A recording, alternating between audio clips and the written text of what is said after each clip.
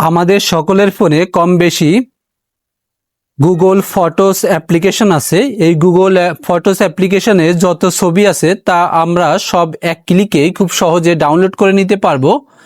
এই ভিডিওটি খুবই গুরুত্বপূর্ণ হতে চলেছে। এই ভিডিওটি অবশ্যই শেয়ার দিয়ে আপনার টাইমলাইনে রেখে দিন, তাহলে প্রয়োজনের সময় আপনার ভিডিওটি কাজে লাগতে পারে। প্রথমে আপনি আপনার ফোনের যে গুগল ক্রোম ব্রাউজার আছে সেই গুগল ক্রোম ব্রাউজারে চলে যান, সেইখানে লিখে দেন গুগল ড্যাশবোর্ড। এরপর আপনি প্রথম যে ওয়েবসাইট পাবেন সেই ওয়েবসাইটে ক্লিক দেন। এরপর আপনি সেইখান থেকে পেয়ে যাবেন গুগল ফটোস। এই গুগল ফটোসে যে শুধুমাত্র ফটোস লেখা সেটি পেয়ে যাবেন।